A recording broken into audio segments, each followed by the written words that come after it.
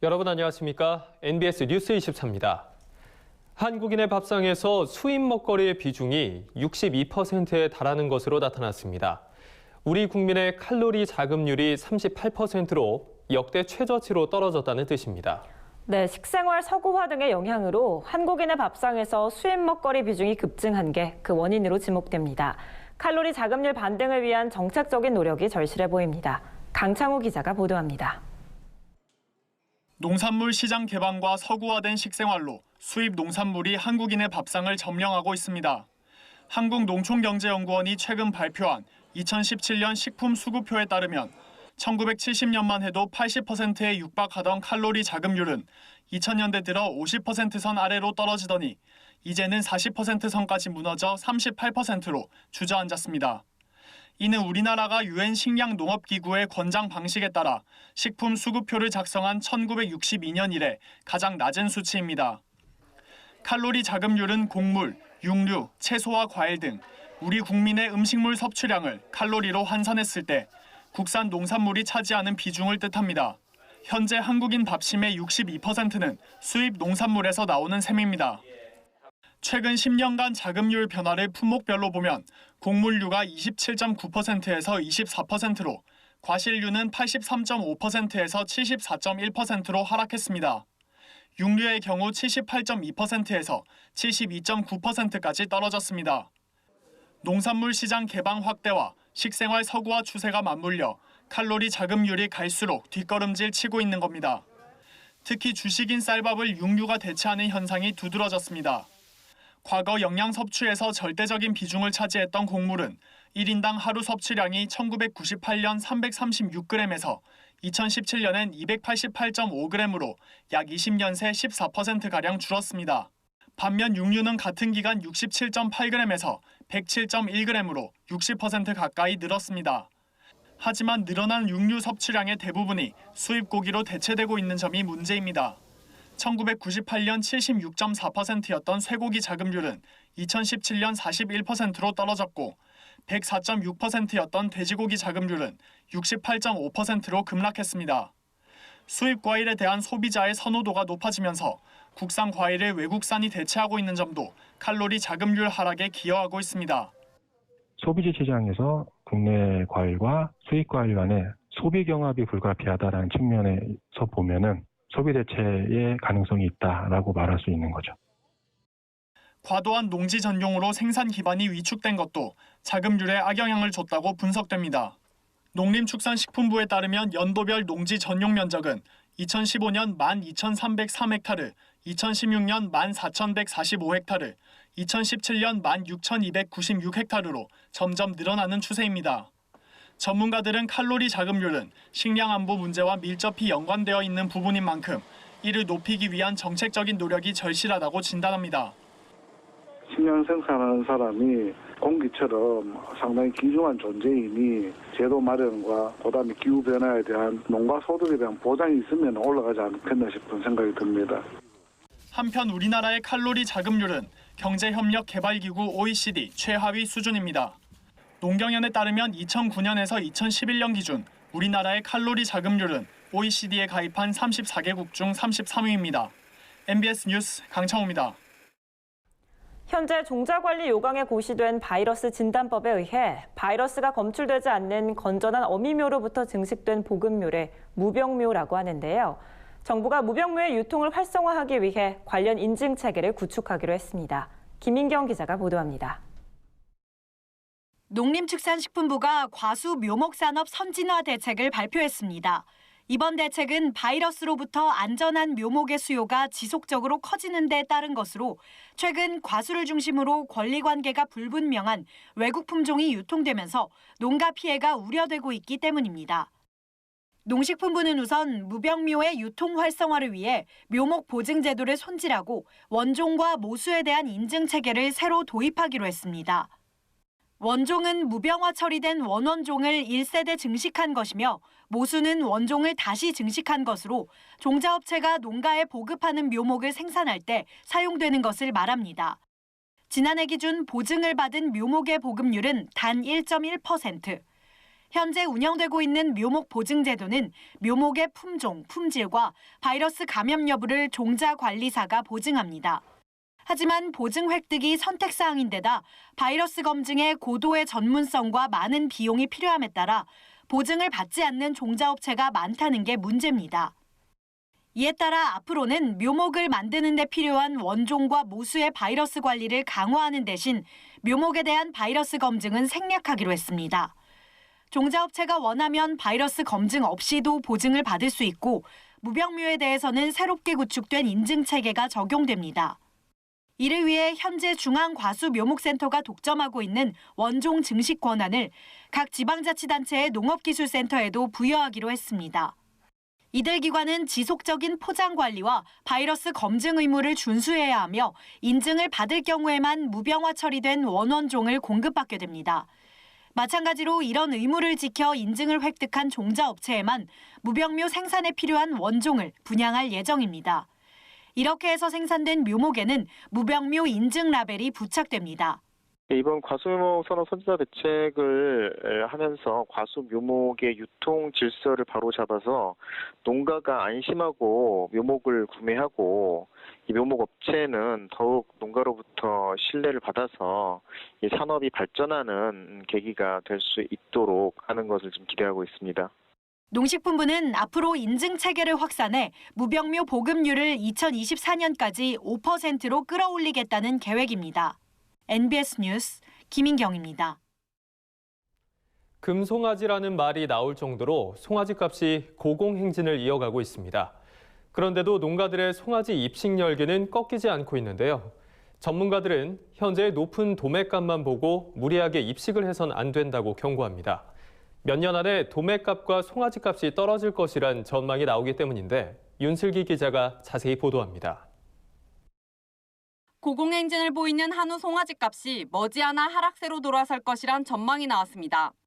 최근 민간 농업정책연구소인 GSNJ 인스티튜트는 한우 도매값이 떨어지고 입식 열기가 식어 송아지 값이 하락하는 반전의 시점에 근접하고 있다는 내용의 보고서를 발표했습니다.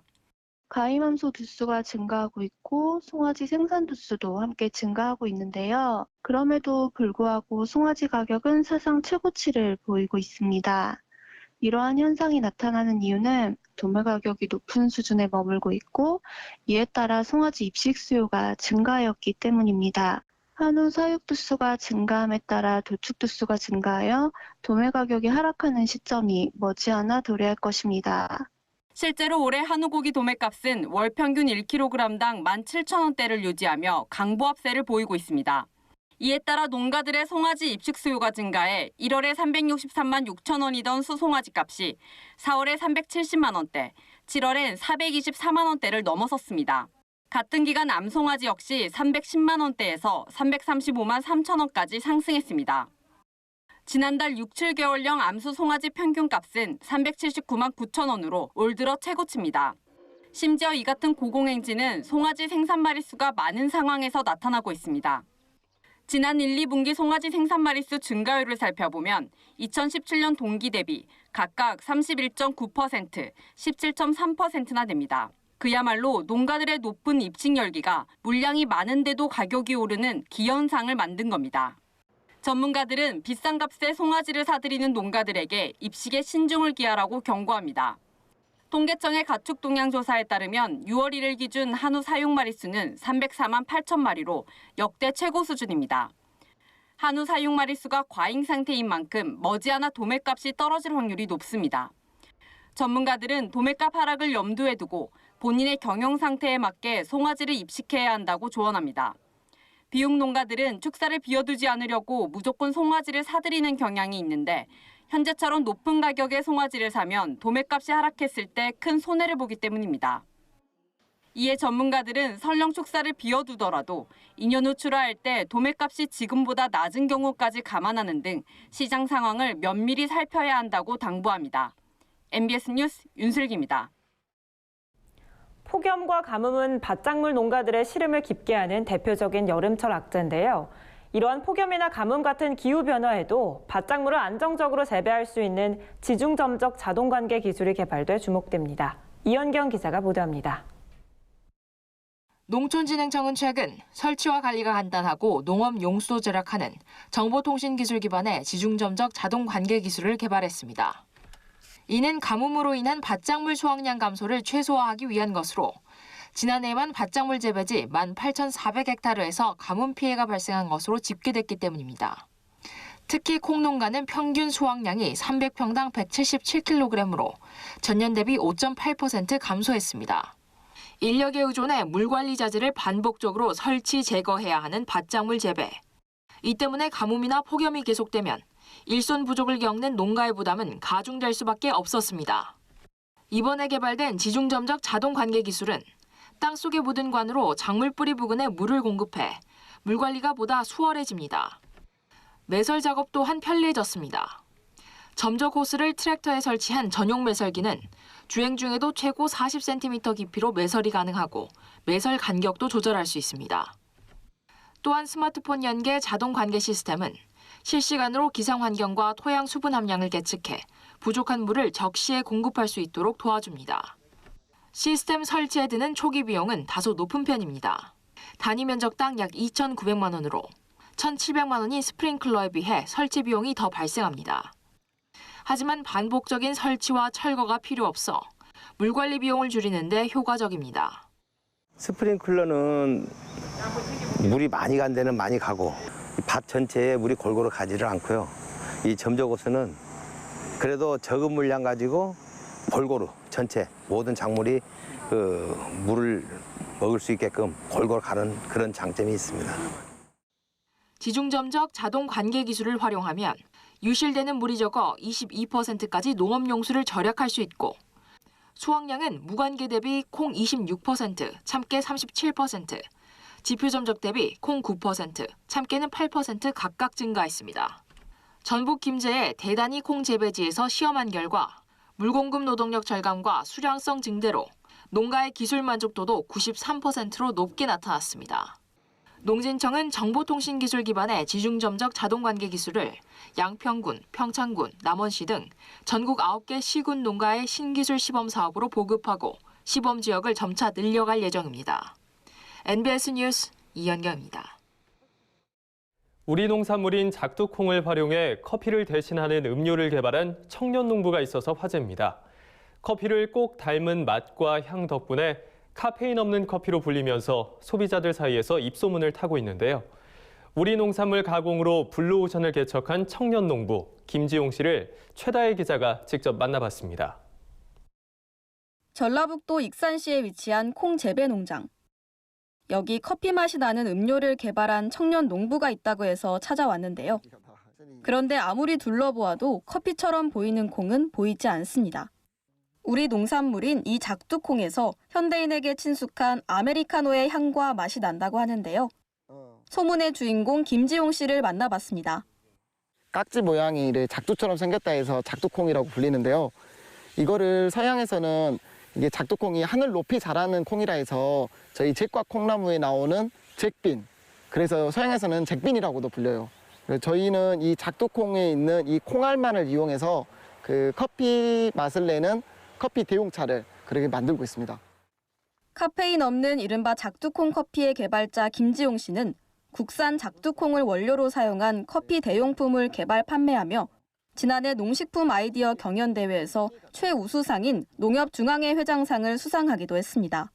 옛날 고서에서는요, 이 작두콩을 태워서 먹으면 좋다라는 표현들이 계속 나와요. 그래서 이 작두콩을 태운다는 게 어떻게 보면 로스팅이잖아요.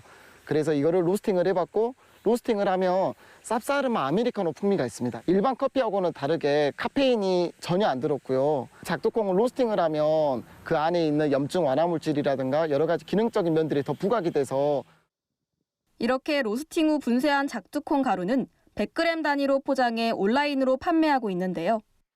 먹기 편한 액상 형태의 캡슐이나 스틱 제품도 개발 중이라고 합니다. 한때 공무원을 꿈꿨던 평범한 청년에서 우리 농산물을 연구해 젊은 소비자층의 트렌드를 선도하기까지 그 과정에서 힘든 점도 많았지만 농림축산식품부 사업 공모에 당선돼 정부 지원을 받을 수 있었습니다. 제가 학교 학생일 때 창업을 시작을 했어요. 그러다 보니까 아무래도 부족한 상태에서 창업을 했고요. 주변에 저는 도움들을 많이 받아서 이렇게 시작을 한 케이스 같습니다. 농림수산식품부에서 국가식품 클러스터라는 곳을 이제 조성을 하고 있더라고요. 이제 저같이 기반이 없는 이런 벤처 농업인들한테 이 공장을 빌려주는 사업을 제가 받게 돼서 기계 장비라든가 여러 가지 신제품 개발에 대해서도 계속 도움을 받고 있습니다. 특히 이 커피는 카페인이 없어 임산부와 갱년기 여성, 비염, 천식, 아토피 환자들도 많이 찾고 있는데요. 이러한 관심을 반영하듯 김지용 씨는 올해 초 농식품 크라우드 펀딩에서 무려 1,700만 원을 모집해 주변을 놀라게 했습니다. 저희 업체가 시작을 하면서 주로 온라인을 통해서 판매를 했었는데요. 올해부터는 이 오프라인 시장으로 많이 진출을 하고 있어요. 그래서 국내에서도 판매가 활성화가 되는 게 목표고요. 그리고 적은 양이지만 이 작두콩 커피가 수출을 시작을 했습니다. 그래서 앞으로는 여러 나라 많은 사람들이 저희 이 작두콩으로 만든 이 커피를 마시는 날들이 왔으면 좋겠습니다. 앞으로 국산 작두콩을 활용해 국내뿐만 아니라 세계를 무대로 더욱 다양한 건강 기능성 제품을 선보이겠다고 밝힌 김지용 씨. 앞으로의 행보가 더욱 기대됩니다. MBS 뉴스 최다희입니다.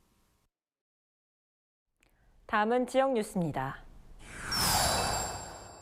강원도가 올 하반기부터 러시아와 대만, 홍콩, 베트남 등 해외 시장에 신선 농산물을 적극 수출하기로 했습니다. 일본의 수출 규제 방침으로 도내 신선 농산물의 피해가 예상됨에 따라 신선 농산물의 해외 시장 다변화를 적극 추진한다는 계획입니다. 이를 위해 도는 수출 상품의 고급화를 위한 품질 유지비로 17개 품목에 40억 원을 지원하고 기존 일본 수출 물량을 새로운 시장으로 수출하는 경우 현행 50%에서 100%로 인센티브 지원을 확대한다고 밝혔습니다. 경상북도 농업기술원은 고온 폭염이 지속됨에 따라 사과에 햇볕 대인 피해가 발생하지 않도록 사과원 관리에 주의를 당부했습니다. 햇볕 대인 피해를 방지하기 위해서는 사과원 토양 내 적당한 수분이 유지될 수 있도록 물주기를 짧게 자주 하고 전면 초생 재배를 통해 고온 피해를 예방해야 합니다. 또한 폭염과 가뭄이 오래 지속되면 사과원의 잡초를 짧게 베어내 수분 경합을 방지해야 합니다.